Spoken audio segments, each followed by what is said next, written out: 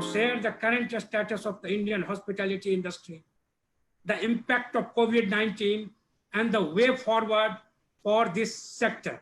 Mr. Datta, please. Nali, can you come with the... Thank you. Thank you, Murari ji.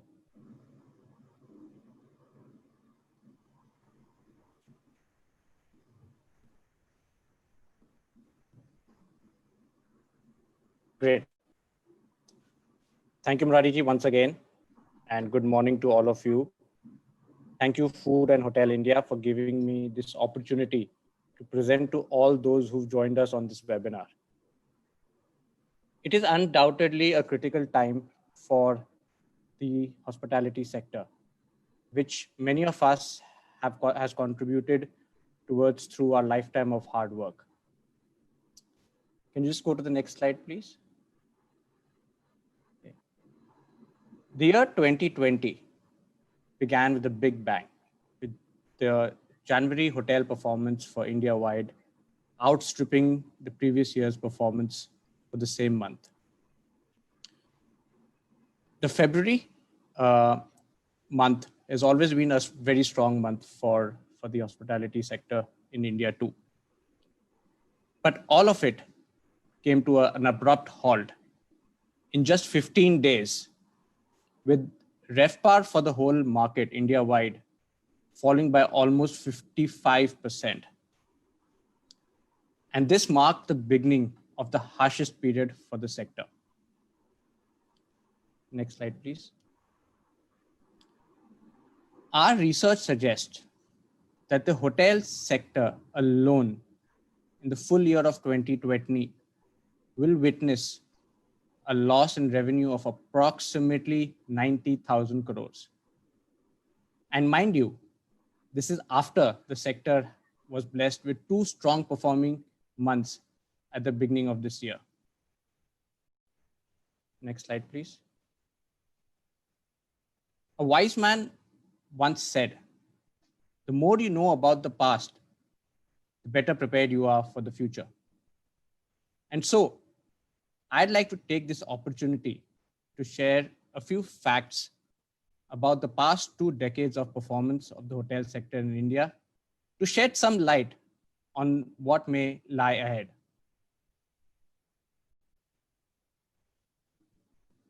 So how has hotel demand grown in India over the past 2 decades? It is needless to say that the golden era from 2002 leading all the way up to 2007 has never returned to our shores. Demand at that time grew at rates in excess of 15% year on year. All the years were in fact placated by 2009, which alone witnessed a near 28% growth in hotel room night demand.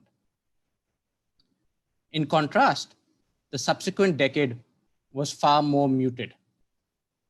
The peak of the year was 2015, when demand growth was just shy of about 10%.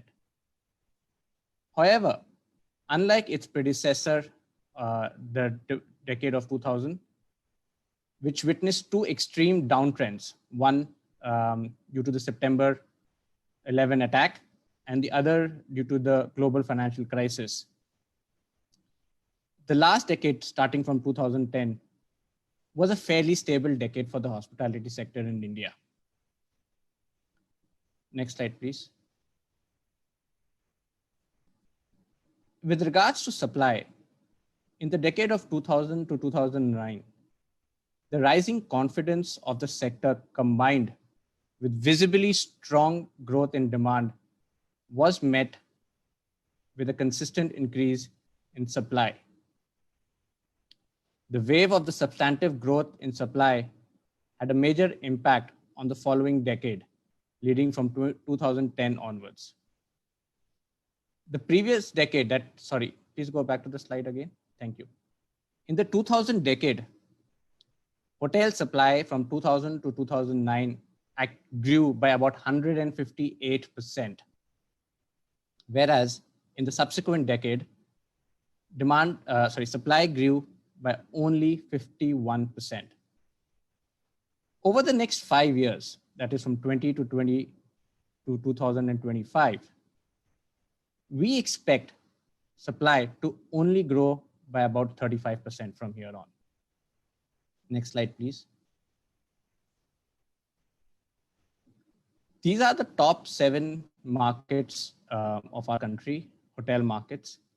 And if you will see that over the last 2 decades, hotel supply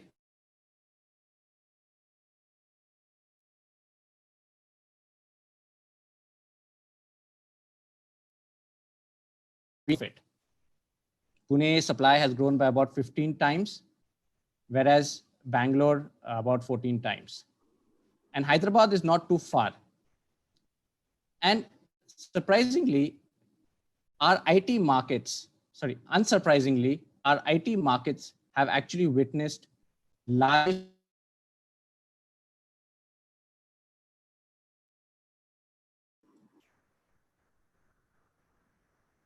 over the past 2 decades.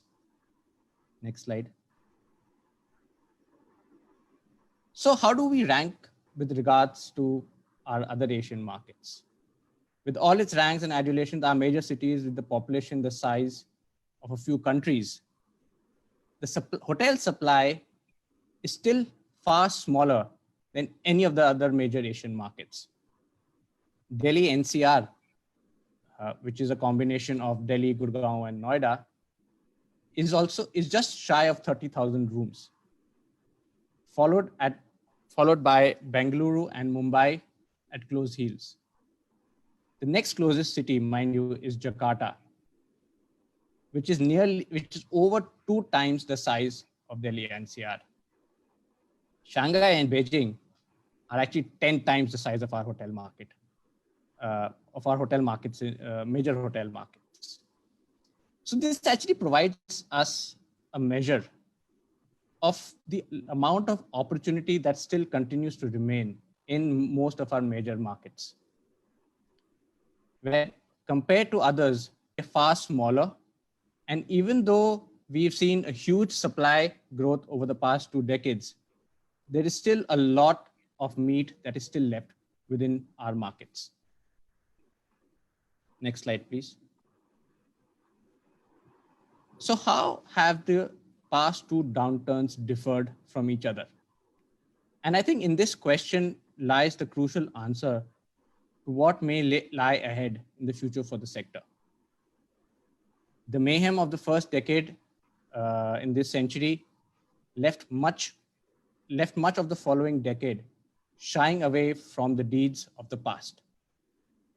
In 2002, the September 11 attack on the World Trade Center had an impact on the Indian hotel sector. And in fact, occupancies in 2001 India-wide declined by about 5.5%. The impact, however, was short-lived.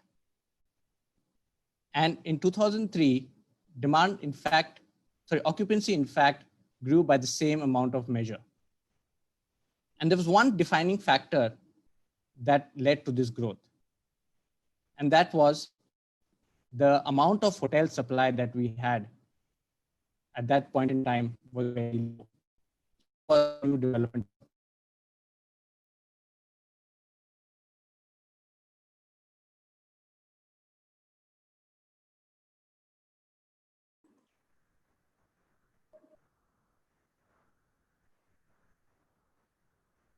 Occupancy decline was felt in 2008.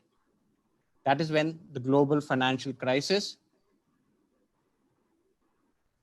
Hello, am I still audible? Yeah, we are losing you in between. Sorry. Continue, okay, please continue. Thank you. Yes, sorry for that on my end. Yeah. The subsequent years, the real impact actually was felt in the year of 2008. And due to the buildup of huge supply, occupancy kept on declining until 2012. From 2013 onwards, occupancy grew in the country unabated. And the primary reason for that was that all the supply overhang that had developed in the past decade of 2000 had continued to grow into 2010, but the growth rate continued to decline year on year. Next slide, please. So how did our average rates perform over the last 2 decades? Average rates are often perceived to be laggards to occupancy. And so even in our case, average rates showed growth once occupancy had to some level had firmed up. In the 2001, whilst occupancy in 2002 grew after the September 11 attack, average rates continued to decline. But the growing confidence in the sector meant that demand very quickly caught up. So did the existing hotels, who got confident of increasing their rates. And that really spelled out the growth, the golden era for the sector. Since then, rates have been far more flat. The total growth in average rates compounded over a 10-year period in the 2010 decade grew by only 1.7%. Whereas in the previous decade, with the two major impacts felt during the 2001 attack and the global financial crisis, the average rate still grew at 6.3%. Next slide, please.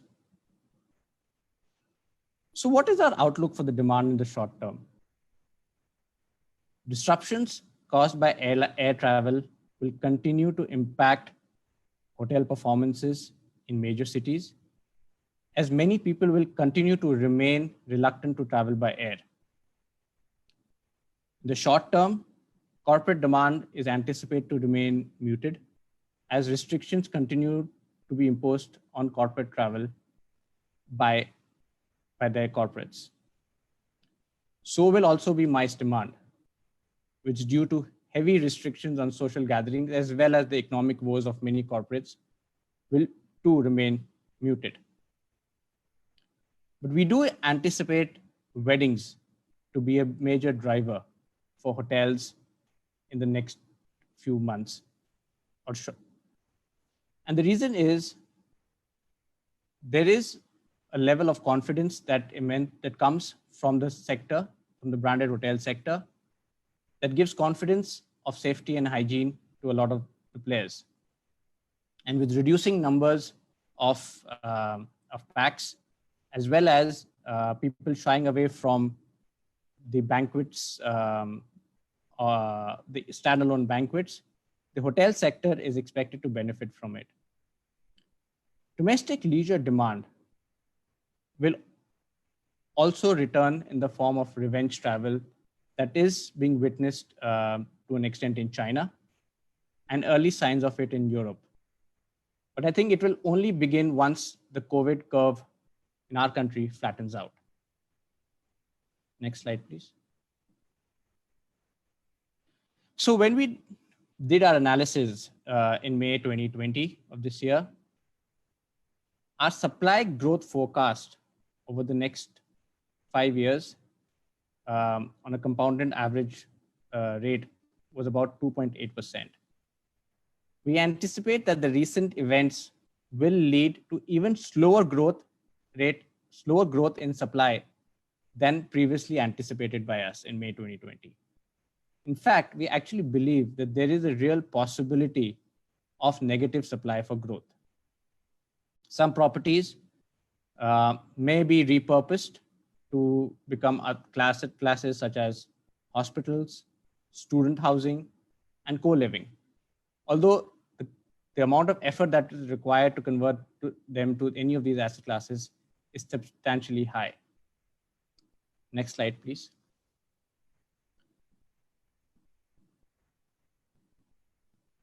And so we at HVS are forecasting that occupancy will recover by 2022 and average rates 1 year later by 2023 to the levels that were last witnessed in 2019.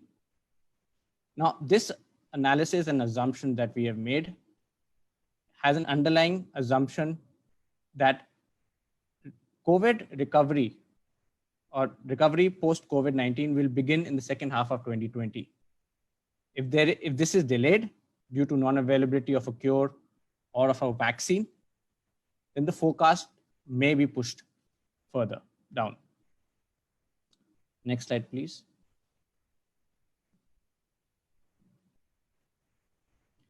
So in this slide, we've plotted the three downturns that we've witnessed and how the industry has emerged.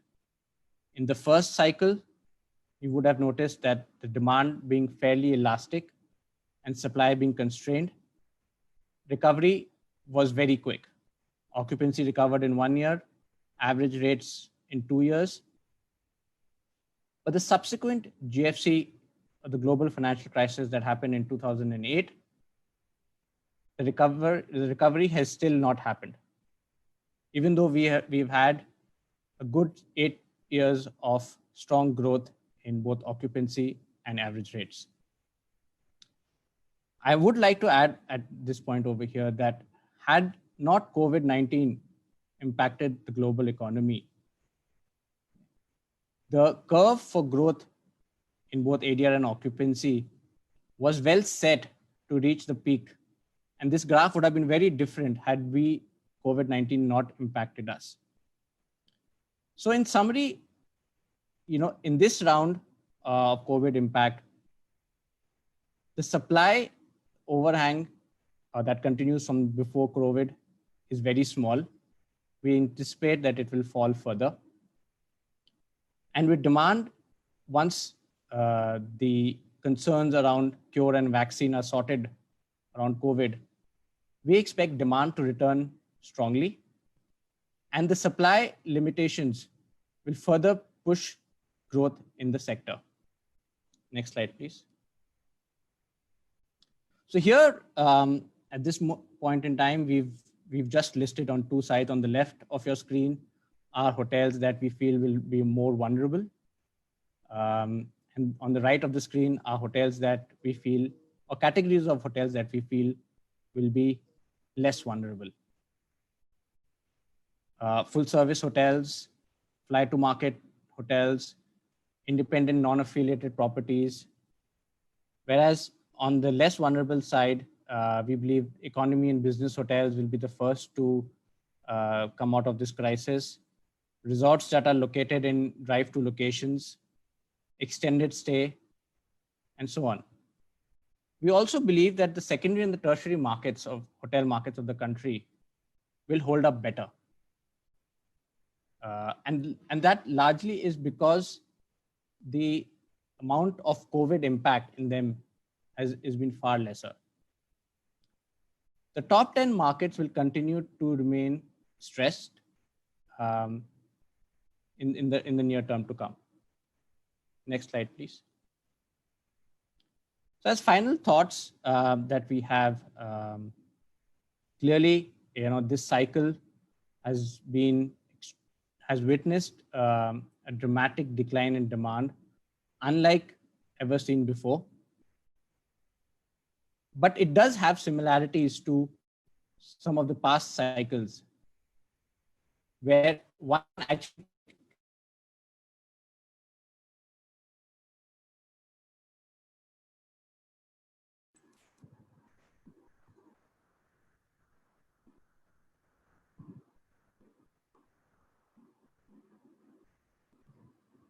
new and under construction hotels to either be delayed or be entirely abandoned.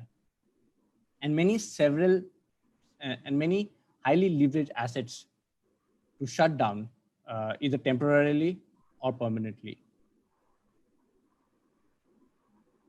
The pace of immediate demand growth, we believe, is highly correlated to the level of stimulus the government provides to revive growth. And it's not now, but over the next few days, how government's work with industry stakeholders will matter a lot on how quickly demand comes up. Of course, availability of a cure and a vaccine is imminent. We anticipate occupancy in area to reach pre-COVID levels, occupancy by 2022 and ADR by 2023. The two categories that we feel will emerge the first from this downturn, one is upscale and luxury leisure hotels because of the kind of facilities and offerings they have.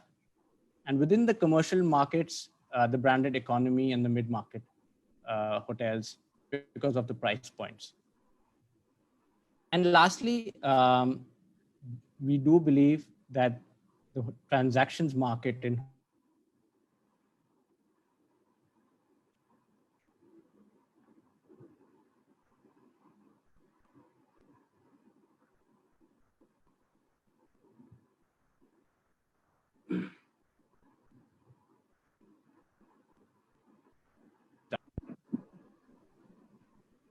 Mr. Datta, we had lost you. Can you repeat again? Sorry. Last sentence, we had lost you. Okay, I'll just go back to the slide. Yeah. Yeah. So on the transactions market, we expect a fair bit of transactions to commence once the current ongoing storm in the markets due to COVID settles down, because the reality post-COVID will be far different from what it was pre-COVID. Great. Yes, thank you. Thank you. Thank you, Mr. Datta.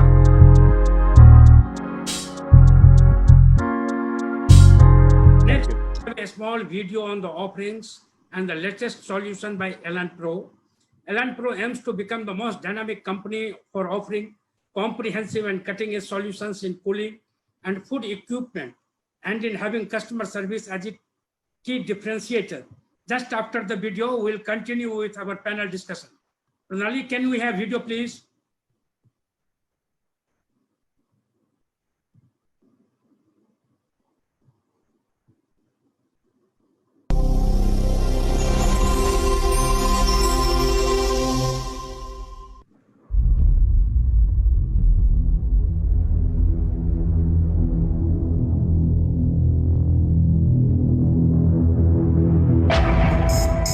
Elan-Pro, building trust since 2009.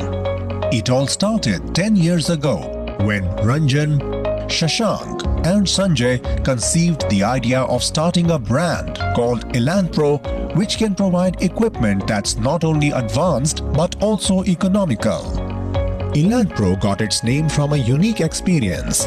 While forming the company, we were looking for a name which we thought should communicate what we stand for as a company and not what we want to do. We were very clear from day one that we must maintain dignity and treat our customers and partners suitably. Thus the word Elan came up, which means a combination of style and energetic confidence, especially in performance or manner. Because we were entering the field which requires utmost professionalism and we deal in commercial equipment, we added professional as our middle name. A combination of both gave birth to our brand name Elan-Pro. Keeping the name relevant helped Elan-Pro move to another level altogether. Our name evolution didn't stop here. Almost after 6 years of our existence, while talking to one of our customers, he articulated us that he enjoys working with us because we are the most confident team in chilling business. This gave birth to our punchline, Chill with Elan. The brand ushered in a new era of innovation and growth by establishing its head office in Delhi in June 2009 and then its corporate office in October 2010 in Bangalore. We have always believed in working with the customer, whether it meant developing solar battery freezer, chiller for delivery, or developing special cooler for Big Basket for their app-based vending innovation. Now introducing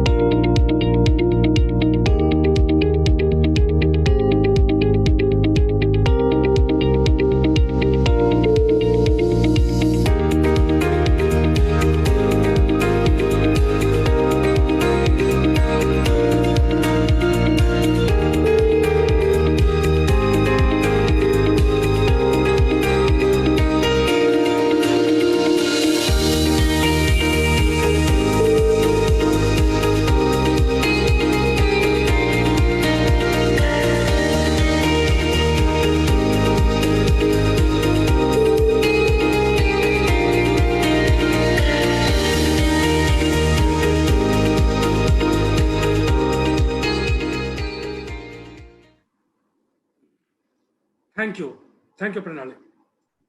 So now we are coming to the most interesting part of this event, Digital Week from India. We are going with the panel discussion. Before the panel discussion, just a small brief. Hotel, restaurants, and catering, HoReCa, one of the fastest growing segments in India, is offering a huge opportunity to the cash and carry players.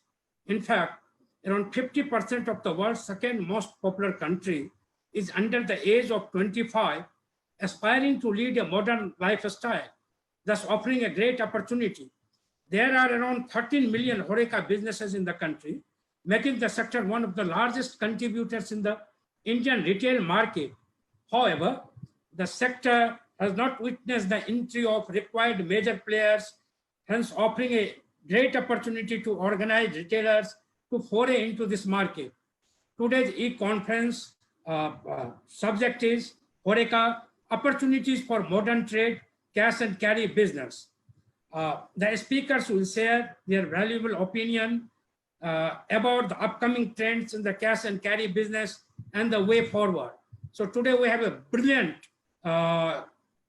set of speakers brainstorming on this topic. We have Mr. Amit Lohani, Founder Director, Forum of Indian Food Importers, FIFI India. Mr. Kanishka Mazumdar, Senior Vice President, F&B, Stanza Living. Dr. Sanjay Goyal, Vice President, Supply Chain Management, Lite Foods. Mr. Prashant Khuradiya, Business Head, HoReCa, Metro Cash and Carry India. Mr. Kamlesh Barot, Director, Hospitality, and former President of Federation of Hotels and Restaurants Association of India, and the renowned chef, Mr. Salil Fadnis, Hotel Manager, Hotel Sahara staff, Mumbai.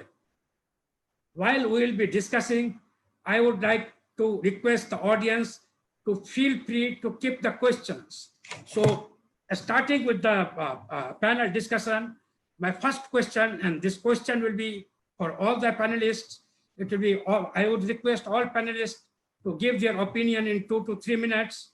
Like, sir, if you see, various reports suggest that post demonetization and GST, HoReCa business was getting streamlined. However, the pandemic has derailed the growth. What is the current status of the business now, and how do you see the trends going forward? So I have to start with Mr. Mazumdar. Can you unmute, please? Good morning, all, and thank you for this opportunity to speak in this forum. Well, I have done a fair amount of, spent fair amount of my career in the HoReCa business, and have led the HoReCa business for some leading players in the country. If you ask me, it's a double-edged sword. While the pandemic has definitely slowed down the industry, has thrown in numerous challenges to the owners and to the HoReCa players in the market. But for me, I look at the positive. The positive is, I think the owners and the operators have got a new leash of life to reorient the model. And I think anybody who takes the opportunity first, who takes the first step towards it, will be a winner. In terms of for the HoReCa suppliers and the HoReCa vendor partners, I think it's a brilliant opportunity to re-establish their offering, because the movement of this segment will definitely move towards the organized segment. Or this segment has always been extremely fragmented in our country, and not many believed that an organized player can bring such solutions onto the table. For me, HoReCa has always been providing solutions. It's never about selling. So I think this is an opportunity, and it's an early stage opportunity for both the owners and the HoReCa partners to bring solutions onto the table, which will create traction and value in the consumer's mind. So if you ask me, it has got new dimensions, definitely new challenges, but the future is not as bleak as everybody is looking at or forecasting. So I can tell you some of the QSR players are already recovering, and their sales have matched almost 60-70% pre-COVID sales.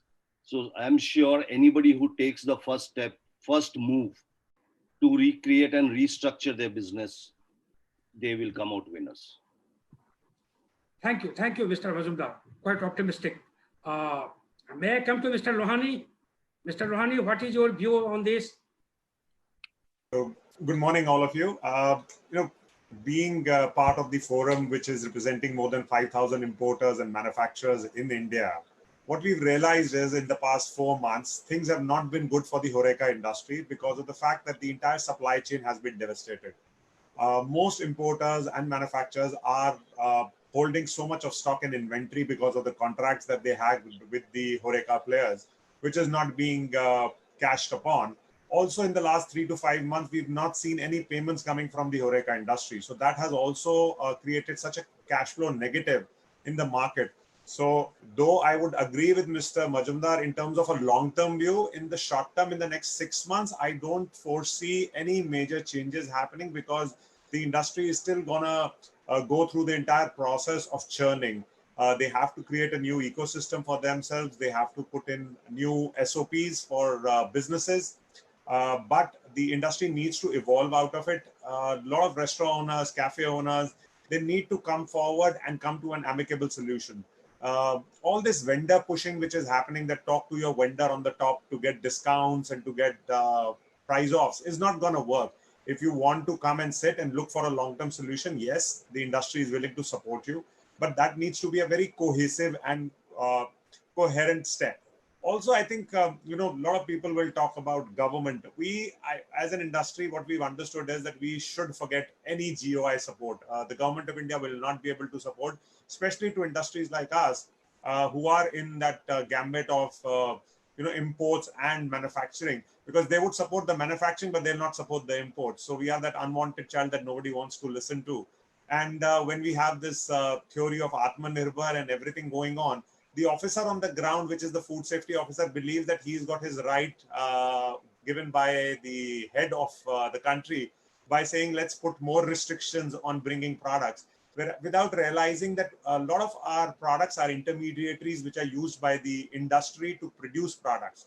So whether it is gluten coming in from international players, or whether it is cuisine-based products, when you look at Japanese, Korean, Italian, Lebanese, Thai, all these ingredients are coming from abroad. Even staples, small as almonds, people might not believe that India's production of almonds is about 1,000 to 4,000 metric tons, whereas the demand of almond is 120,000 metric tons. So that whole demand is covered by gap, which is being supplied by either US or Chile or Australia. So at the end of the day, the consumer doesn't know sometimes. He believes that the American almond that he's talking about is not coming from Washington, it's a variety. But the fact is, it is coming in from the US. And if we don't allow that, we don't have enough product in our country. Yes, if you can produce something, nobody's importing biscuits in India. Nobody's importing any product which is available locally in India. But there are categories of products which are not available in India of the quality that is perceived by the consumers. If a hotel wants to serve a high quality pasta, there is no high quality pasta available in the country. He has to import it from Italy. There is no olive oil available in the country. He has to import it.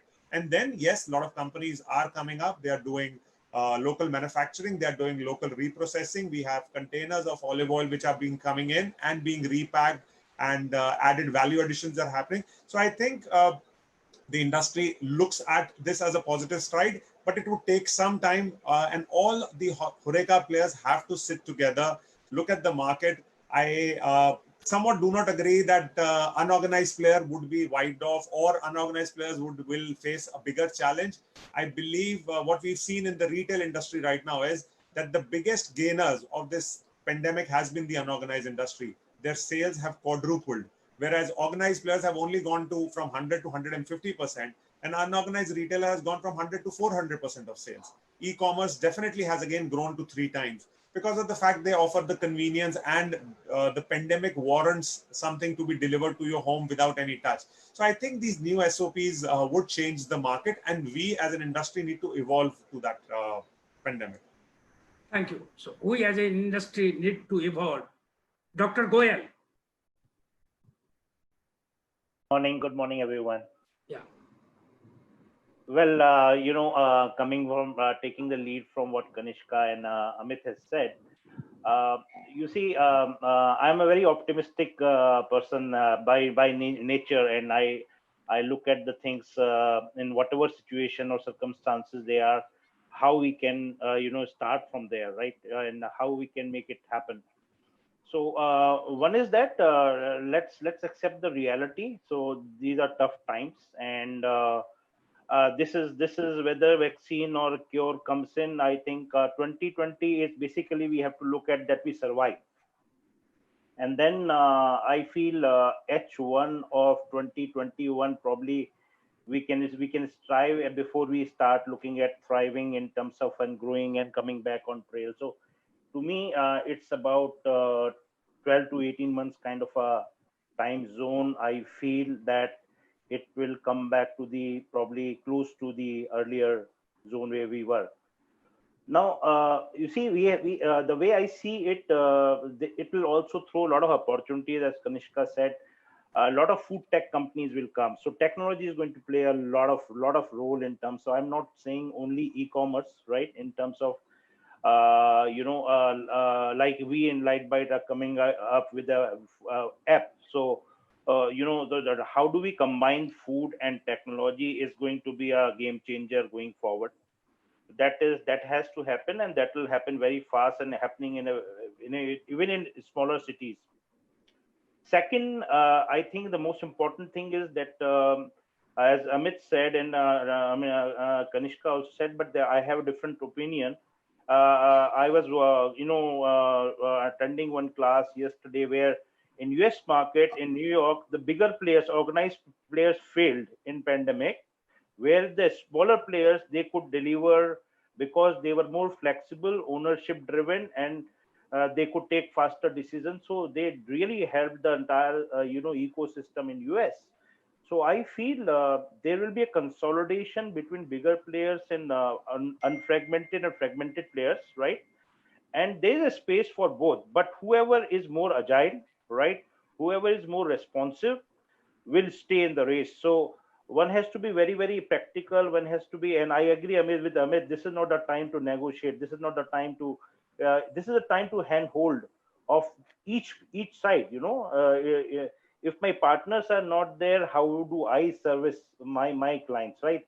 It's very important that we handhold, because definitely there are challenges on expiries because there's no sale. Definitely there's a challenge of cash flows from all sides, right? So this is the time that everybody holds hand of each other. This is a time that we consolidate the fragmented and unfragmented players. We sit down together, find a solution. And I feel, everybody's talking about cloud kitchen, ghost kitchens. That is going to be a new stream of business.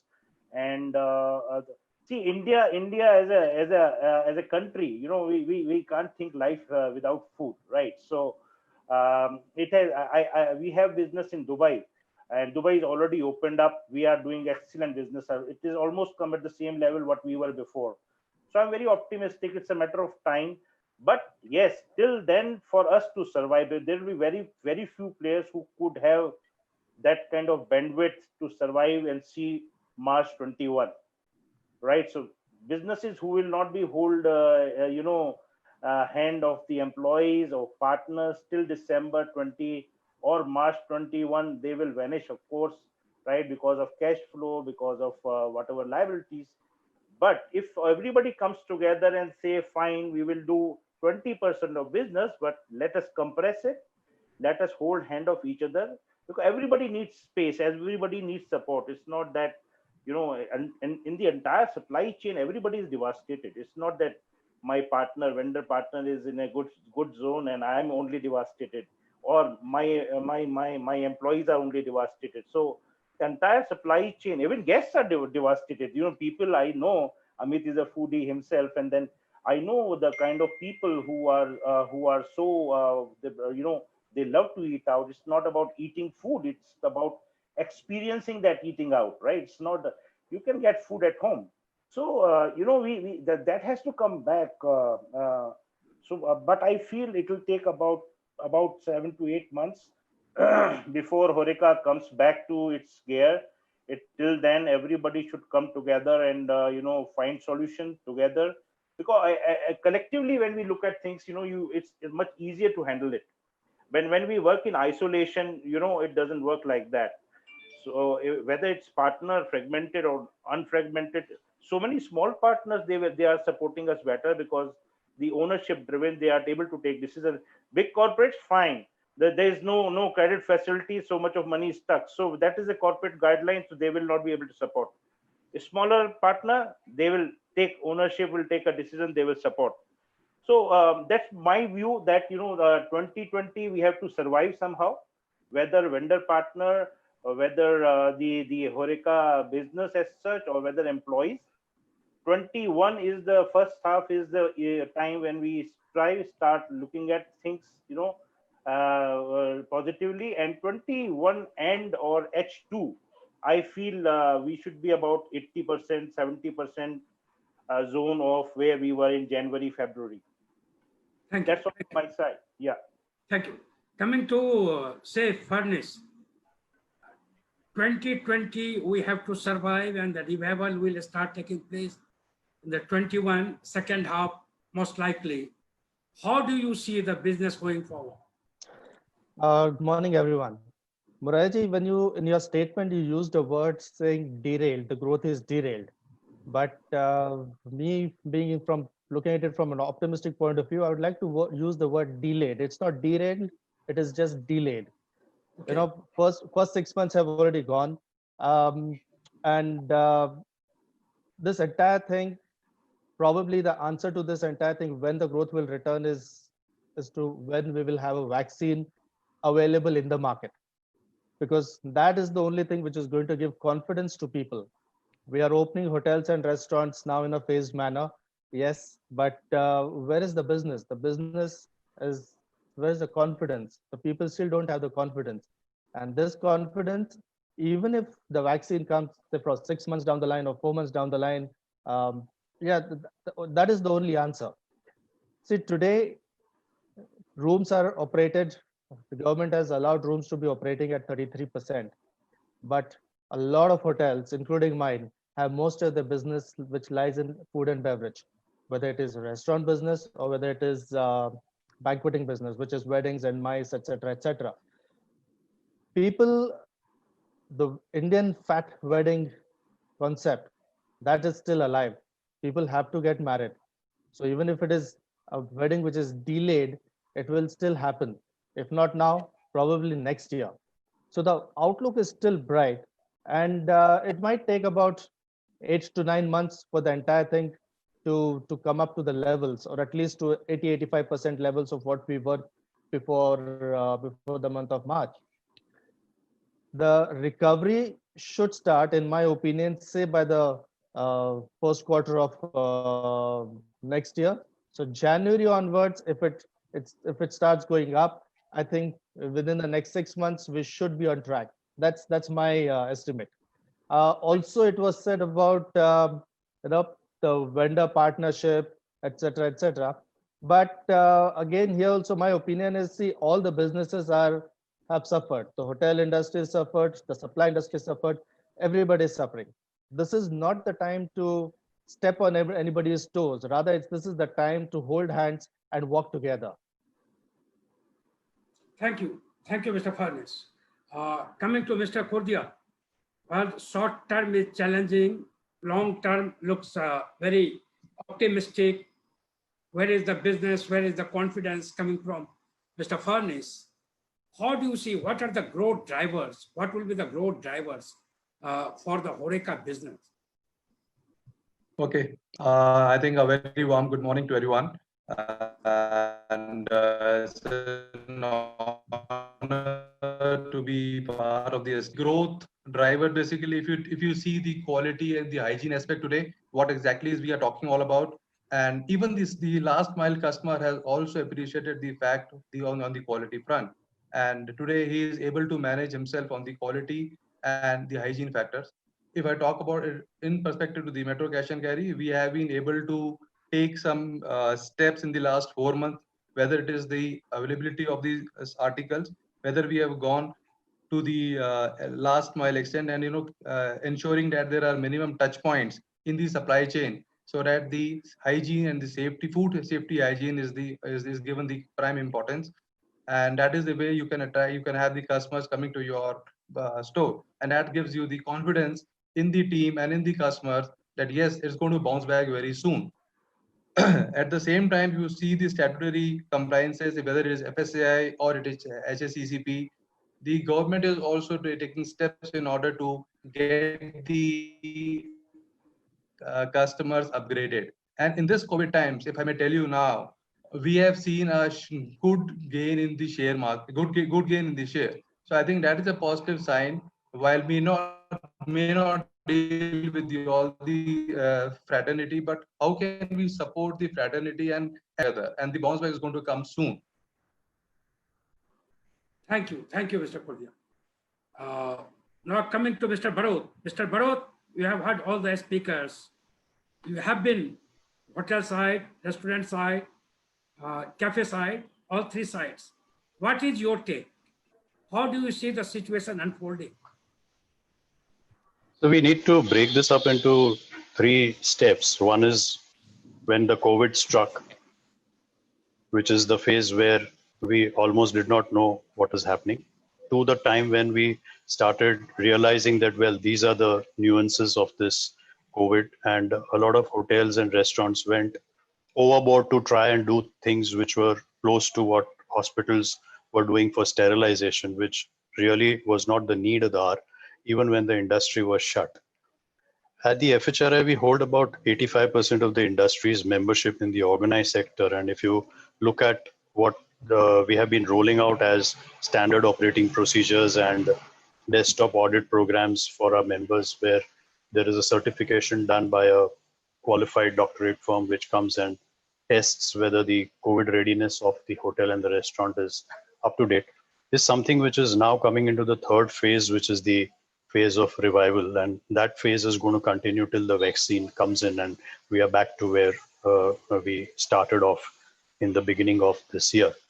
For us, we have about 53,000 hotels all over the country in India. The turnover probably is something which is an estimate that one tries to put in the figure of loss to the tune of about 90,000 odd crores. And this has not been the first time that we've taken a dip in our industry. We had the demonetization and the GST implementation bottlenecks and the financial downturn and the 9/11 and all these kind of jerks. They create one challenge or the other for this industry, but we always have been resilient as a hospitality industry, which really looks at doing things in a guest-centric manner. And today, that very aspect of culture and eating out together and going out and doing business and staying outside your state is something which is challenged by the social distancing norm. And it's the soft target of this industry, which unfortunately always bears the brunt.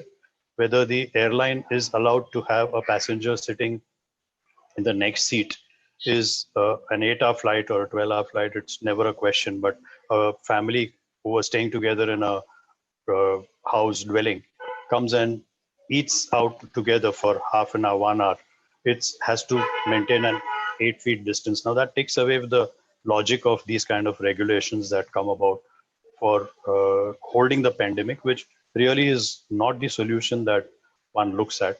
The hospitality industry today is far more sterile than it was.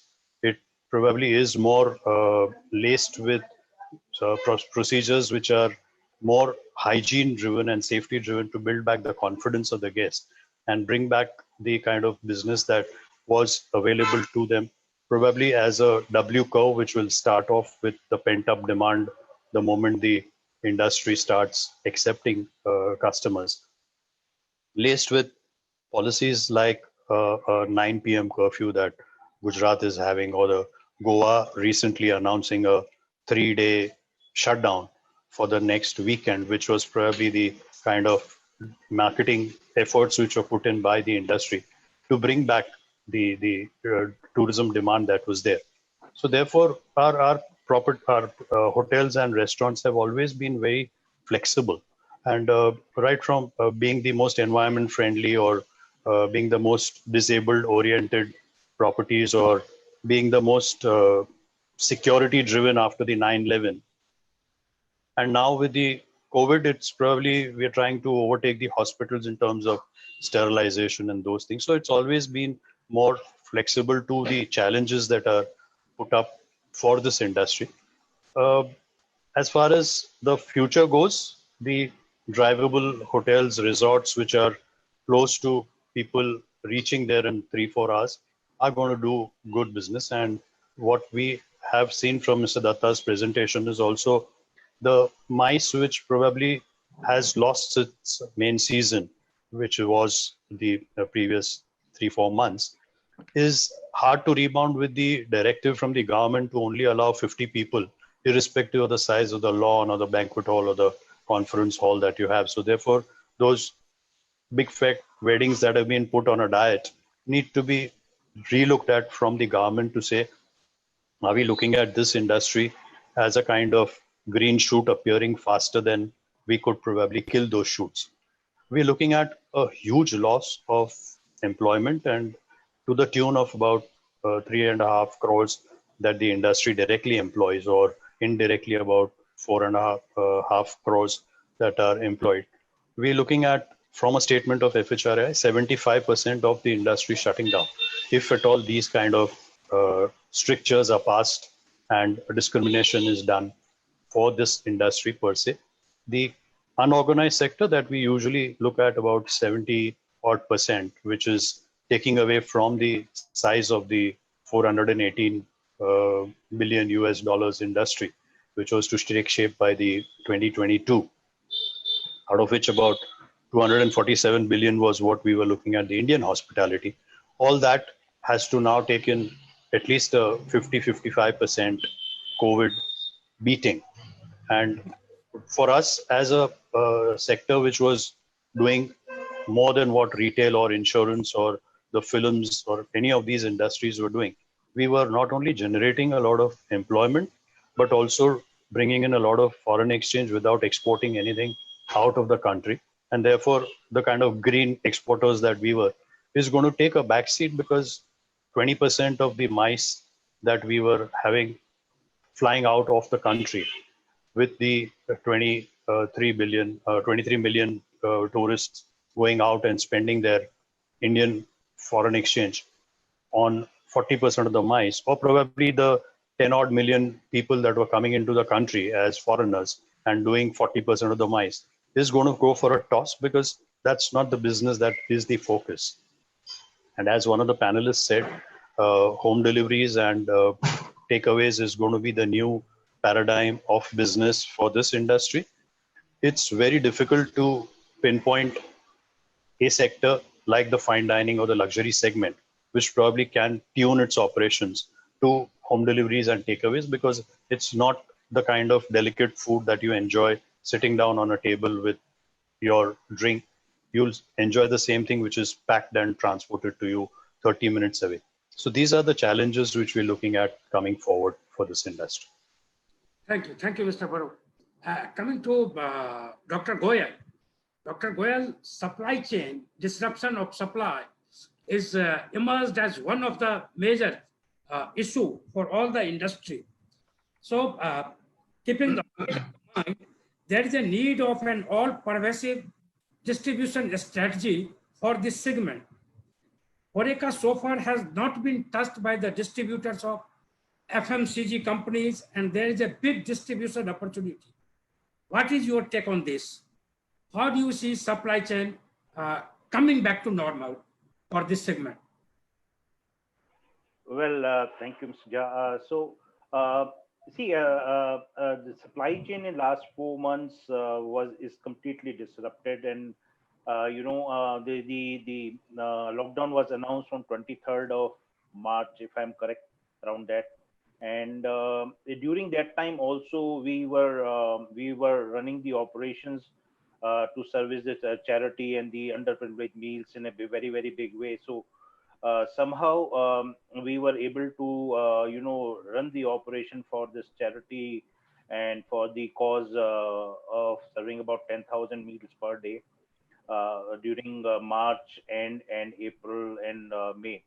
So my take on this is that I salute to those partners, who actually, on this platform, I would like to salute and acknowledge to these partners who supported during that tough time and taking a lot of trouble. And one thing which is very, very clear, which comes to my mind is during this disruption is the relationship, partner relationship, vendor partner relationship. At that time, these partners did not support me for money. They were already not paid for a couple of months, and even then they came forward and support. So one is very important, thing I believe personally very strongly is how is our partner relationship, vendor partner relationship, and that is very important. Number one. Number two is that there is going to be consolidation. There should be consolidation today between fragmented, unfragmented. The number of partners we have countrywide, about 1,400 partners between all the cities, right? And it's very, very difficult to manage. So what I see synergy between, say, we have tried. I mean, I remember the days in Mumbai with Kanishka during metro days. And so we have tried at various stages, right? It has not worked for various reasons. But I think this is the right time between modern trade, e-commerce, and HoReCa partners coming together, right? How do we consolidate our supply chain, right? See, for example, a HoReCa distributor who was supplying me, say, 20 cases yesterday, right? His volume will come down to 2 cases today, and he will incur the same kind of a logistics cost. So it will become very unviable for the kind of volume anybody would be doing today. So I would say that this is a beautiful time to look at the supply chain from ground zero and stitch together the modern trade, the e-commerce players and HoReCa, and recreate an entire consolidated seamless supply chain where if I compress my partners, for example, I have got in Delhi NCR about, say, 150 odd partners. If I compress it to, say, 15 partners, right? So you reduce the number of transactions, you reduce the number of deliveries, and you reduce the number of purchase orders, payments, everything, right? And for the partner, at that organization gets sizable volume of business, makes worthwhile for making that. So I see that in today's time, and this should have happened globally. It always works. In India, all the QSR players work on a consolidation model where they have a partner who collects it from the various players and delivers one time in a week or twice a week, depending on the volume. I think between the traditional HoReCa, between hotels and restaurant, this is a time where we should, sit down together between e-commerce players, modern trade, and HoReCa, and recreate the entire supply chain. We are already working on it in terms of doing a pilot in one city. And once that happens, we would like to replicate and make it a very compact and compressed supply chain. So the way it works is that you do the engagement with the original FMCG partner, which could be Nestle or HUL and all that. But your supply chain partner will not be those guys. They can be a in-between person, and he will consolidate. That in-between person could be Metro Cash and Carry. That could be Swiggy. That could be Hyperpure. That I am not naming, but that's where I think the future of supply chain of HoReCa will bring efficiencies, will bring cost effectiveness. Not, as Amit said, that we start negotiating every time. It's not, negotiation is not everything. There are so many inefficiencies sitting in the logistics. There's so much of inefficiency sitting in inventory management, both at the partner side and our side, right? Nobody looks at that. We just look at that, the cost of the product, right? And the total ownership of the cost, that is something very important of the entire supply chain cycle. So if we look at it end to end, and identify right kind of strategic partner. I tell you, there were a couple of startups coming up, which is very interesting model. I am mentoring them. Is that they are food tech companies, so they're completely technology driven, and they are learning food and trying to cook with HoReCa. And you will see in next couple of years at least 3-4 very good players startup coming up. One on the fresh side, so they will take care of the entire perishables fresh side, and second will be all dry side. So that will give a lot of breathing, a lot of space, lot of consolidation, lot of simplifying of the processes, and everybody will benefit in that. Thank you, Mr. Goyal. Related to this, I am coming to Mr. Lohani. So Lohani's supply chain import is very, very closely linked. And if you see this sector imports a lot of food, ingredients, beverages that cannot be sourced locally. But then if you see the import process continues to be very complex and relatively costly. And also one of the operational challenges that your community is facing is the unpredictability of both demand and supply. And as you are aware, hence many suppliers do not yet treat India as a priority market. How can we facilitate the faster growth of both export and import for this sector? Thank you, Mr. Jara. First, I would like to actually, applaud Sanjay ji on his comments that, the vendor partner relationship is not about negotiation. So every time we get a call from our principal or the company, we always believe that he's calling us to get reduction in prices and, delay in payments. These are the only two discussions. So most of the times the discussions only end up being this and not about how to evolve the business, how to grow the business, how to make sure that we can partner with you, create new recipes, create new categories in itself. India is in a very nascent stage. When you look at supply chain in terms of India, when we talk to our suppliers, what they tell us is a country like Thailand, which is 1/10 our size or 1/20th our size, or Singapore, buys 20 times more products than we do. We go over there and we keep on negotiating first a price. They look at an Indian and their first thing is he's going to come and negotiate price.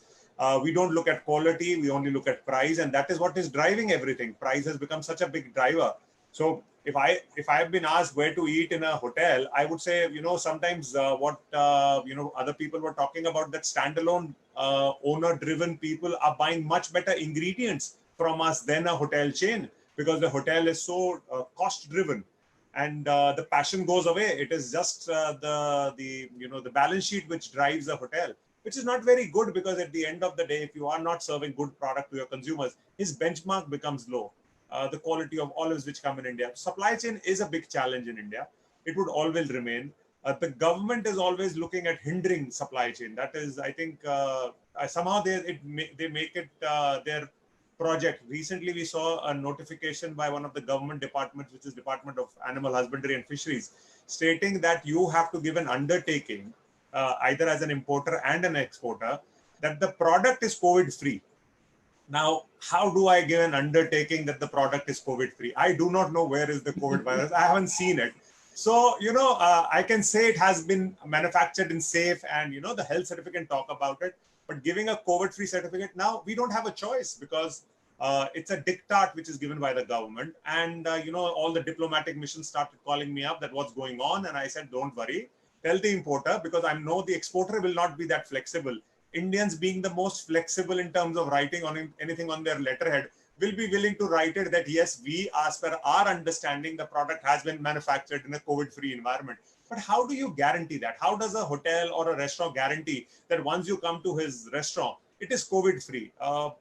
Just 2 days back, one of a premier pizzeria based in my vicinity sends out a message that we have detected 5 people with COVID in our restaurant, and we would request you to stay quarantined for 1 week. And if you have any symptoms, go and, and it was kind enough for him to do that. We do not demonize that person. We believe that that is the right way and the approach. We need to come out. We need to go out and shop. We cannot live in this cocoon. When we had 1,000 people, we were in lockdown. When we have 1 million people, we are in open state. So, we need to work with this, whether it is herd community, whether it is anything else. the market has to open up. The supply chain will be erratic the next 3 to 6 months because a lot of product is lying with us because of the contracts that we had with the HoReCa players. The contracts have not been fulfilled because we don't have any supply happening to them. HoReCa sales have gone down to about 5, 7 or 10%. So imagine that 90% of the stock is expiring in our warehouse. We cannot tell our vendor that we are not going to pay you because the international company is going to blacklist us. In India, blacklisting doesn't work, or I don't know, works in a very strange way. But internationally, when you are blacklisted from that company and you're blacklisted from that country as well, because that number and that name would be flashed around that this company is not paying in India. So we cannot do that. So we have to pay our principals, but we are not getting the same amount of money from our distributors, from our retailers, from our hoteliers. And that becomes a challenge. So I think it would take time, but the market was growing at 27%. Now, if a market in India for international fruit is going at 27%, there is no way that we would go beyond, maybe 5 or 10%. But without hand holding, all of us have to hold hands. All of us are partners in whether it is crime or business. We all are partners, and we need to work together to establish new methodologies to make sure that we work on the cost. There is no two ways about it. But we also work on new methods where we can be beneficial to you. We can be, as Sanjay ji was talking about consolidation, there is no reason for not to be consolidated. It will be difficult for me to supply 2 cases to him because the cost of a vehicle in Delhi is going to be about 1,500 rupees. So for me to send 2 cases, and then because the service standards required by a HoReCa player are far more optimized than a retail player. A retail player will say, no problem, one guy is coming. Even if I don't service him today, it's okay. A HoReCa doesn't work like this. They want the product there and then within that few stipulated hours.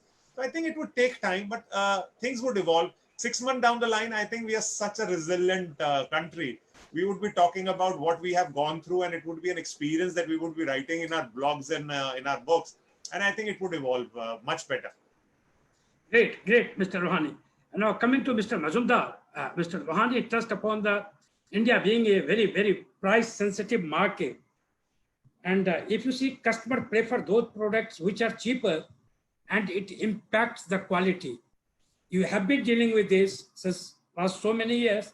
Do you think that this trend will change in coming time, and industry will evolve? Industry will go for quality rather than the price for the India market? Can you please unmute yourself, Mr. Mazumdar?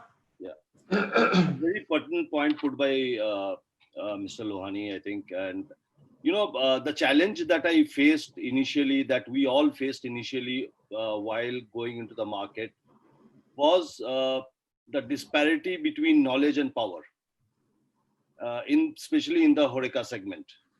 And whenever you went there to showcase your product, it was always about kya daam hai, price kya hai. So it was kind of very, very disappointing to see that, nobody would appreciate what is the product, how the product is being used, how it is being sourced, what is the traceability of that product, and the yield factor. We have seen, but quickly I could see the change happening when we got very learned people like Sanjay in the procurement coming in, and the shift happened when chefs became part of procurement. Chefs could bring the knowledge on the table, and the procurement heads could bring the negotiations on the table. So it was a very, very lethal combination that happened. And obviously, if you ask me, in today's time, money is short. I mean, the owners don't have money. And obviously, the holding power with our suppliers are also very limited. And as everybody knows, HoReCa has the habit of delayed payments, and that's how the whole ecosystem operates. But going forward, I think, especially the owner-driven companies, the owners will have to make their hands dirty. They have to come into the business big time. They have to think how we bring a win-win situation for my partner who is supplying to me. Maybe one case. I have also seen people, in recent times where they're willing to supply one case because for them, the relationship with the client is very, very important. And that's where the owners and the operators will have to come forward and say, guys, I will, instead of paying you in 15 days or paying you in 1 month, I will start paying you in 10 days. But you have to bring me the right supply on time and fulfill my demand. And obviously with this COVID situation, with the hygiene around, I think quality will play a humongous role. So, consumer are very conscious now. Consumer understand what kind of raw material, ingredients you are using, because cooking has become a vogue now. You see a lot of kids getting into culinary institutes. You see a lot of home cooks happening, and I'm sure Chef Fadnis will know of it. That cooking has become a passion in this country, and the knowledge level of a common person has also upped in the overall ecosystem.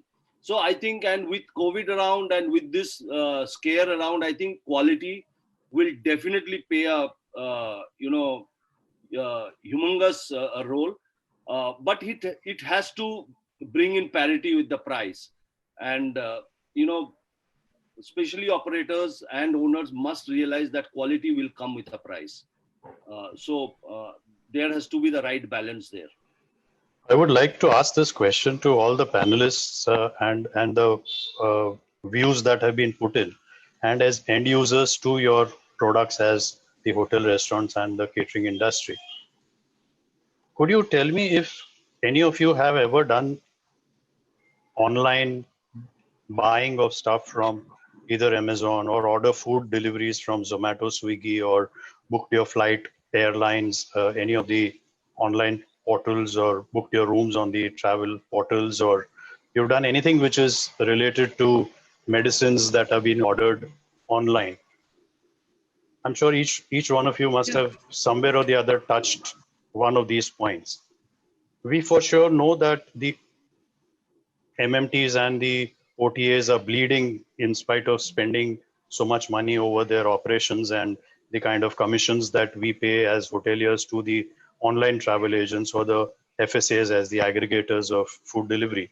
We are burning the entire profit that would come to the organization just for paying for those logistics of providing us that medicine or that food or that room or that airline on our online portals.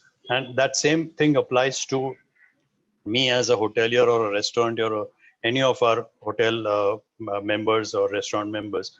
When you look up a product online, and mind you, this is just one of the functions that a hotelier does, besides managing the labor and the customer and the government and all those 2,000 things on the portfolio. It's the 30-35% purchasing that one is doing in a restaurant, or 10 to 12% of the purchasing that a hotel is doing in buying their products. In that time span, you want us to look at all the logistic issues which you have on the portal. It's not as easy as going on Amazon or the flight booking engines and getting your product. At times when Mr. Mazumdar was the first person I was introduced to at the FHRAI, and then we started our relationship of looking at purchasing happening for the bulk from Big Basket. And that's where we started foraying into finding out online purchasing also, which was hitherto only done from our conventional vendors or people whom we had a lot of relationships with. We don't want to look at your logistics because your logistics are your logistics. And when you get offended by anybody asking the price, it's something which is the basic estate of a buy and sell is the price. And if the price is something which is not to be discussed or talked about, and we're looking at your logistics, it takes away the entire movement of the organized sector, trying to bring in more unorganized players into this industry and doing online purchasing of the HoReCa.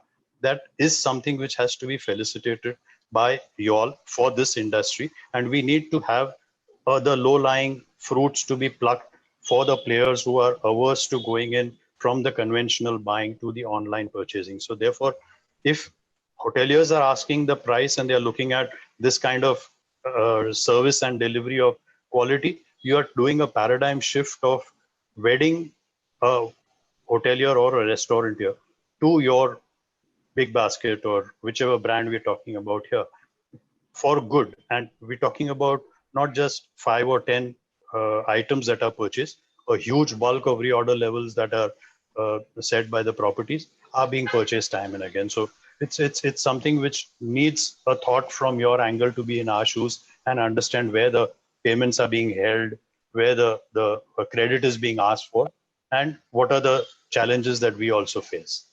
Thank you, Mr. Barot. Mr. Khuradiya, would you like to respond to this? Because I had the similar question for you. Yeah, so I think, yeah, first of all, I think I would like to applaud the basics set by Mr. Goyal, and I would like to echo with Mr. Mazumdar what he mentioned on the product, on the changes what are going to happen now, and which we are seeing in the current scenario also. So if I might leverage the e-com portion what Mr. Barot mentioned, today what is happening is, as at Metro, we have right from the COVID when it is initiated, we ensure that the supply chain is maintained, because we today are masters of supply chain. So we ensure that the supplies are not restricted, and every customer, whether small or big, whether he's facing the pandemic today, how can we supply to them? So we came out with the omni-channel platform. We had our own e-com platform wherein we see a massive growth on the platform. And similarly, as he mentioned about, we also started, and looking out for new avenues. So we tied up example like with Swiggy, with Dine Out, and we are talking to many logistics players wherein these last mile, the small drop size, which the team mentioned over here, is possible to a small hotel or a big chain. How is that possible? So basically, there has to be a consolidation, there has to be a tie-up, and this is the right time. As Kanishka also mentioned, this is the lease basically which everybody has got today, the fresh lease basically. We have to tie up together, and how can we ensure that the hospitality fraternity is serviced even these times? So we took that challenge, tied up with Swiggy, tied up with NRA we are talking to HPMF, we are talking to the logistic partners, and we are already tied up with Swiggy and Dine Out in order to supply to their restaurants. So this way we can supply the small drop sizes also to the last mile customer. I think, and coming back to the point, even today now, the customers are very, very positive on the hygiene and say food safety measures, I think. So that is going to play a very, very critical role. And as chef also mentioned, I think the fraternity which is moved by the chef and his technical skills, if we understand that perspective, I think we are able to gel together and we are able to meet his customized requirements of the hotels and the restaurants.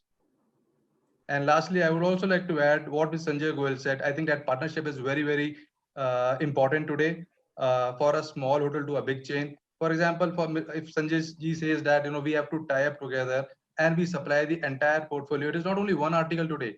The hospitality segment is looking for the complete basket. And at Metro, we ensure that how can we supply the complete basket? In these COVID times, we have seen that a lot of local articles are being required by the small restaurant. So we, in order to ensure that the suppliers do not get erratic and disrupt, we went to the vendors directly. We send our own vehicles so that we can have these articles. In fact, to the extent, we have introduced a new range of cooking range ingredients, so that the chef or the skill level which is not available today with the restaurant, how can the restaurant still play a critical role in serving these customers?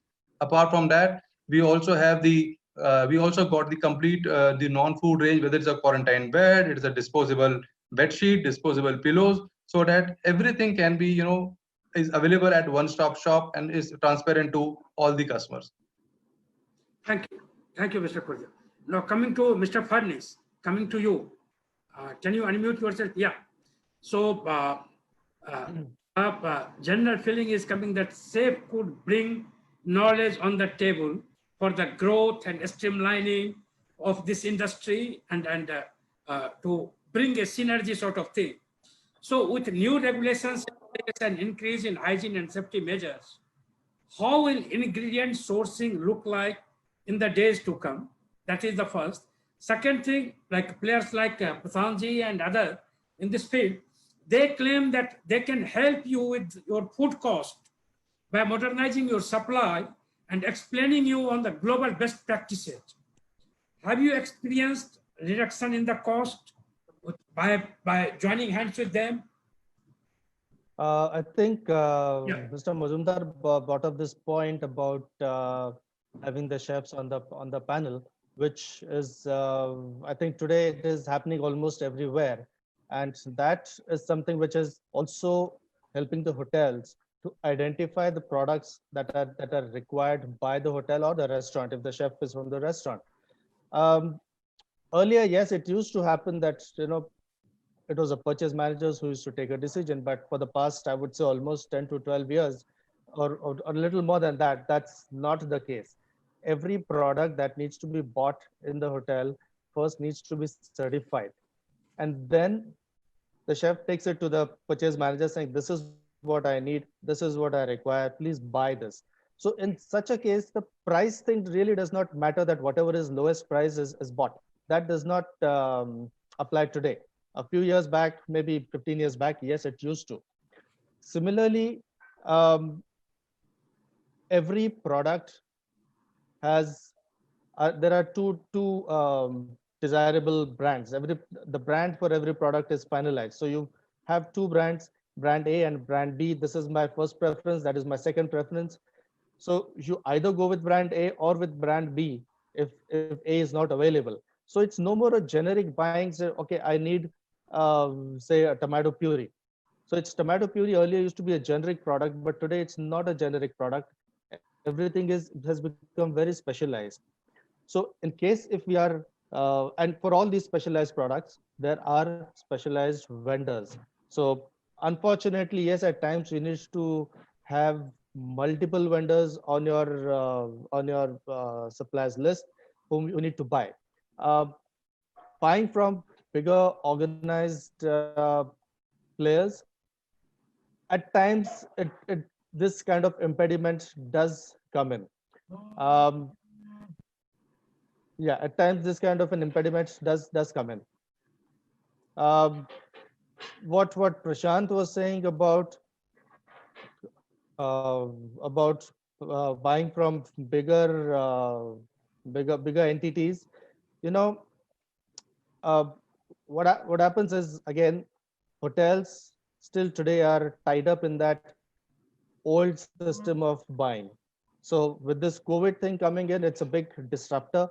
With this kind of a disruption, I think new methods have to come in, and the purchase managers and the hotel purchase managers, they have to sit together with the vendors to find out what is the new method and how can we both work together. Someone was mentioning about a call coming in only for price reduction or payment delays, but I think, yeah, this is the time when you can expect a call coming in that everybody needs to work together. Everybody is affected. The guests are affected. That the hotels are affected, and the vendors are affected. So this is the time that we all work together. Thank you, Mr. I just want to add one point over here. Yeah. As you mentioned, I think the quality of the products and the pricing on the same platform has to be there on the same platform. So at Metro, what we have observed is that we have come out with our own private labels. While the quality is at par with the national or the regional brands, but the pricing is suited to your requirement. So I just want to highlight this point because most of the modern retail chains, they have come out with their own private labels, which will actually be of great help to the hospitality fraternity. Thank you. Coming to Mr. Barot. Mr. Barot, we are talking about the quality. Mr. Barot? Yes. So along with consistent quality and supply, what will be your approach while looking at a cash and carry partner? We in fact have started for the past 10 years odd in the industry, tying up with cash and carry business. Unfortunately, the sector which is the organized 30% of the players is the only segment that really responds to this, for the reason that it requires a lot of acumen for that tie-up to happen and for the trust that has to be built by the vendor as well as the buyer. Okay. Thank you. Mr. Mazumdar, if you see the biggest challenge that being faced by this segment include, like all of we have mentioned, include transparency in transaction, consistent supplies, and value solutions in terms of products and services. What are your suggestions to come over these challenges? Mr. Mazumdar. See, as far as transparency of services are concerned, I think with the advent of GST and with the players like Walmart and Metro Cash and Carry and Big Baskets, they naturally bring transparency on the table. And they don't do any supplies or any without any business transaction without a bill.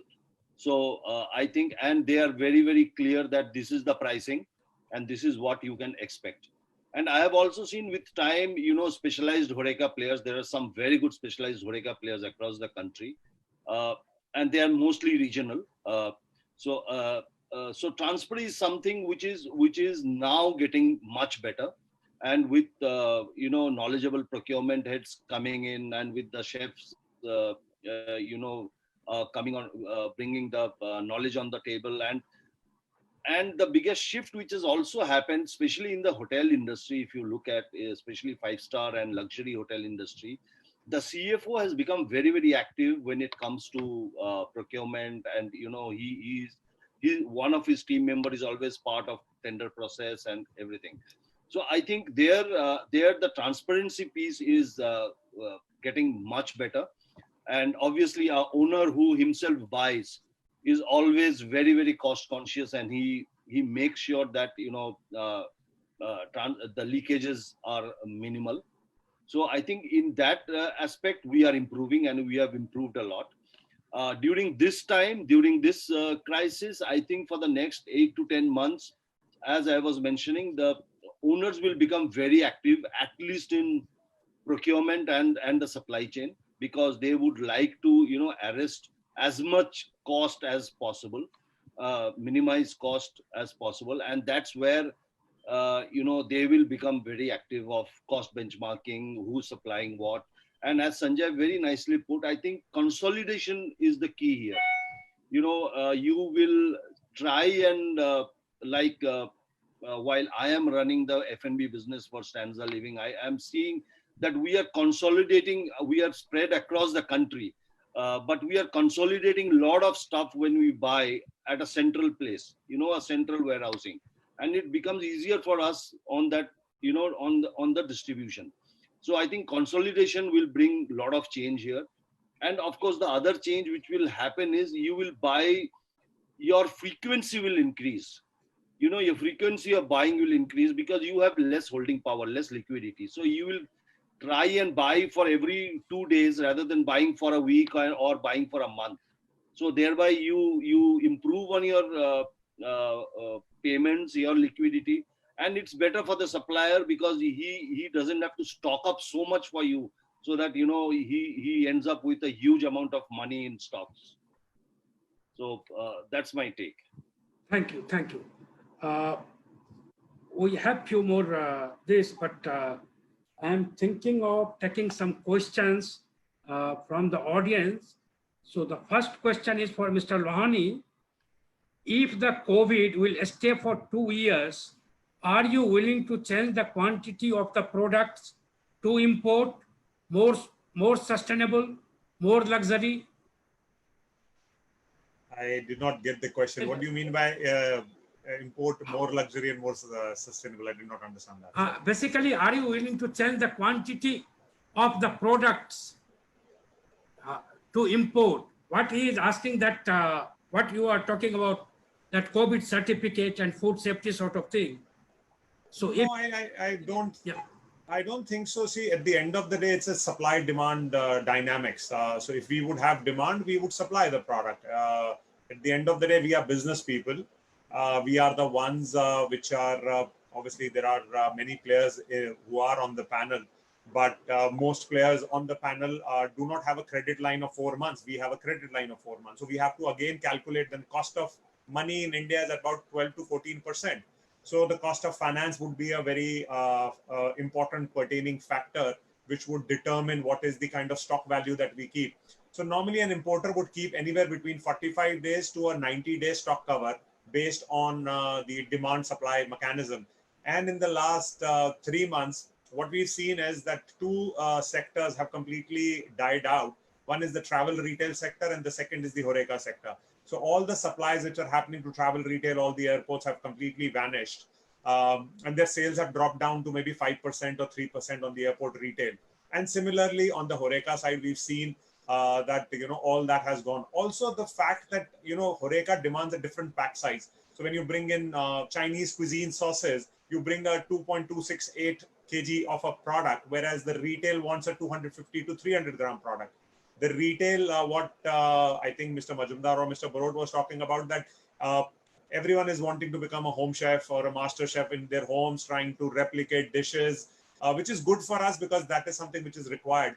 We definitely cannot enjoy the dal bukhara, which is now being delivered by the hotels, or the ran from the Sheraton Hotel at our homes. But if we don't have a choice and we want to enjoy good food in the safety of our premises, that's the only option that we are left with. So cloud kitchens will be pertaining. Supply chain would move based on the cloud kitchens, and the demand and supply mechanism will play. So I don't think so we'll reduce anything, but we'll have to assess and reassess every 3 months what is the demand and what is the supply that we are looking at. So in the last 2 months, what we had seen is that April and May, a lot of importers did not order fresh stocks because they had a pile up of stocks which were lying with them from March. Now, slowly and steadily, some of it is moving. There is a little bit of traction in the market and the product is moving out. So we have started reordering our products. The retail side, we saw that completely products have vanished. All of a sudden, all the baked beans were out of the market. We did not find any baked beans available. All the sauces which were there were not available. Pasta demand had grown. So all this had changed. And this change would stabilize, and then we would have a more better way to forecast our demand and supply. Thank you. Thank you. The next question is for Mr. Barot. Mr. Barot, the question is, what's the action plan by FHRAI for the industry to increase business? Immediately, the plan is, as we said, going to the sector which really gets into the staycations, the drivability.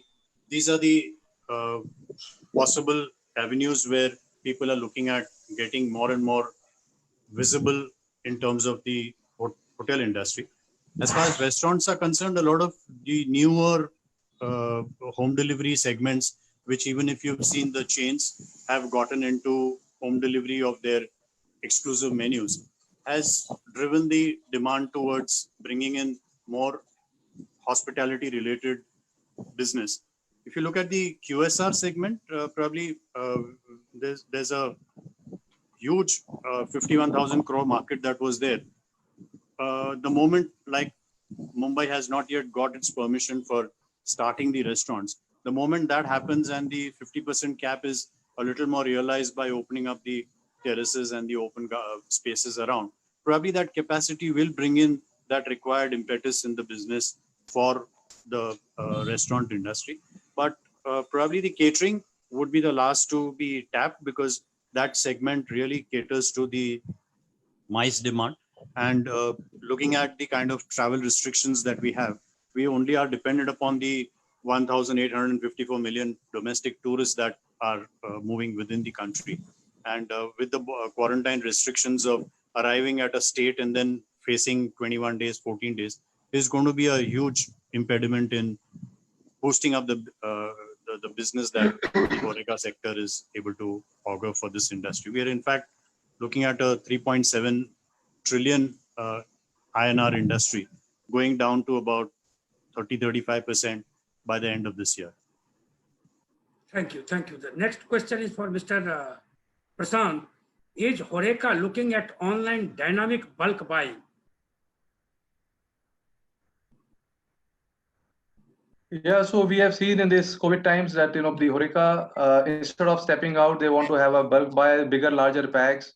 And the e-commerce has actually helped us. In the month of April, we launched the e-commerce, and we have seen the rampant growth in the e-commerce business. And at the same time, we've also seen that by tying up with Swiggy and Dine Out in order to supply to the restaurant their partner demands, I think that has really moved on very fast. I would say that this is possible, this is positive, and things are going to bounce back soon. I think it's not that HoReCa industry is going to limp back. Okay, thank you. The next question is for Mr. Fadnis, the question is, how do you manage the business waste, like excess stock, since most of the F&B business now is facing slowdown? Sorry, can you please come again? How do you manage the business waste, in bracket Yeah. excess stock, since most of the F&B business now is facing slowdown? What do you mean by excess stock? Is it that Are you getting, if you're, uncooked things? Excess stock. What do you mean by excess stock? Is it that the stock which means is if you are ordering in big quantity and not consumed, then how do you manage those? see in a big operation there is always a space for everything, and a good chef will always order what he needs. He can forecast his things. It's not that you order something and something that you don't need. That's what the hallmark of a good chef is, that he orders only what he requires. So what you require plus a little bit of 10% is what you order. And if those things you definitely use it up, there's no question of any kind of waste generation. There is no excess stock. We are definitely talking here of perishables. So this is the thing about perishables. And if it is any kind of meat supplies, then obviously meat supplies can be frozen down as well. I would like to add, Mr. Jha here, because I've been talking to a lot of industry, and low shelf life expiry has been a huge challenge across the industry. For example, if I tell you about the aerated water industry, they piled up inventories in January, February to meet the spike in demand in May, June, right? And they were just stuck with the inventories. Same is the case with the beer industry, right? There's a hit of about 50 crore in one of the companies. Even we were in March, mid of March year, and we keep very low inventory.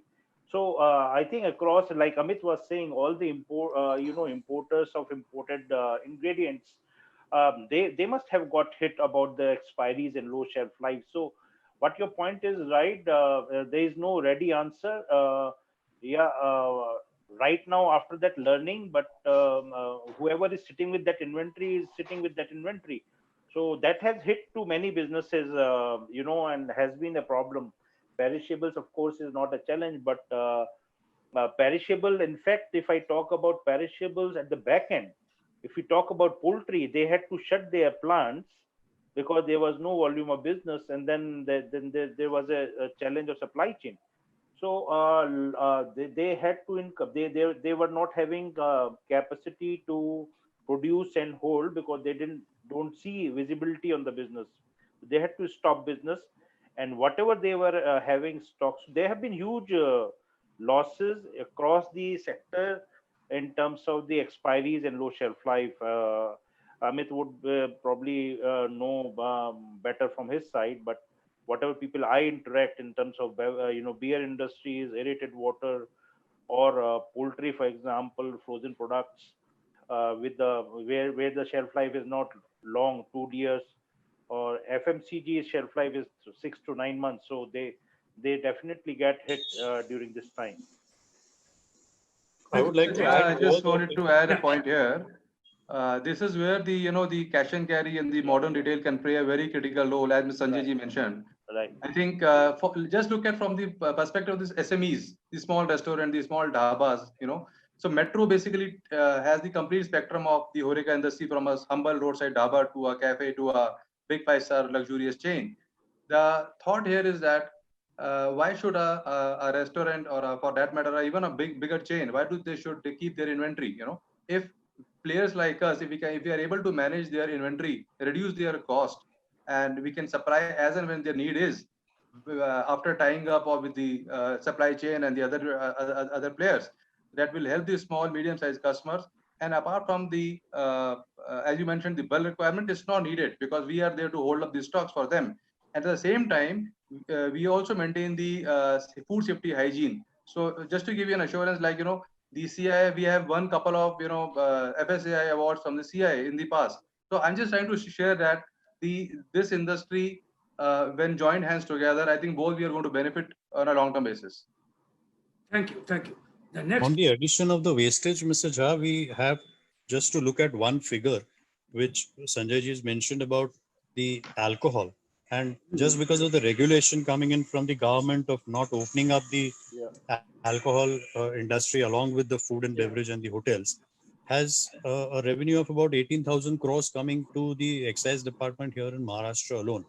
And if you look at the entire loss that we are attributing to the 90,000 odd crores that has come to this industry, it's also has 30% of that going in as wastage because of the expired items like the beers and other things, which the government said, well, you can sell it to your next door wine shop, but it came in only after all the stocks had expired. So the entire loss has to be borne by the industry. And if you look at the entire consumption that has happened for Mumbai and the restaurant industry not yet opening up, all those stocks couldn't have lasted for 4 months as an expiry for things which were not over that expiry period with the entire regulations of FSSAI. thank you. The next question, perhaps the last question, is for Mr. Mazumdar, related to this only. With your wide experience across HoReCa and food industry, where do you see food industry 6 months down the line? Is there any major changes that you foresee, Mr. Mazumdar? As I said in my opening statement, I think the winners will be those who are willing to take embrace change and quickly, reorient the model. So as Mr. Barot was saying, home delivery, online businesses, takeaways are going to be the key players, target segment channels in the coming months. So if you remember, if I take you back around 2016-17, there was a huge change which came into the F&B segment when the aggregators came into the market. And the dine-in segment, and we all saw how quickly the delivery piece, ate away your dine-in segment. Everybody reoriented their stores. I mean, a big player from a 1,200 square feet store, he got it down to 600 square feet. Everybody reoriented their whole space because delivery business took so much of, importance, and the trend changed. Eating out became more rampant. And when I say eating out, even delivery was eating out. If I'm eating outside food, at home is also eating out. So I could remember we did a research and it said that Singapore had almost 3 times in a week eating out, and India was about 2 or 3 times in a month compared to that. But today, if you see, India is almost catching up. So I think the new trend is definitely going to be your online businesses, your takeaway businesses, how well you reorient your menu. I think you need to be very, very focused on what you want to serve, and your menu engineering, your pricing. So these are going to be the key differentiator going forward. And obviously, consumers are very, very knowledgeable these days, and consumer would obviously want to spend money for good things and things which they believe in and which gives them confidence. So I think this whole COVID has created a huge sense of hygiene around our ecosystem, huge sense of security, safety for our internal and external customers. And I think, the new mantra would be online, to my knowledge. Thank you so much. So from the discussion, what emerged as that there is a need of having synergy among different stakeholders. There is going to be consolidation, and we need to have a very, very collaborative approach for HoReCa to grow further. So with this, we are concluding this e-conference. I would like to thank each one of you for being a part of this interactive e-conference, and hope the audience along with us have got very valuable takeaways. Once again, for a big thank you to our sponsors, Elan Pro. Thank you, sir. Thank you all of you for giving us time and getting indulged in this interactive session. Thank you. Thank you so much. Thank you. Thank you. Thank you so Thank you much. so much. Thank you, sir.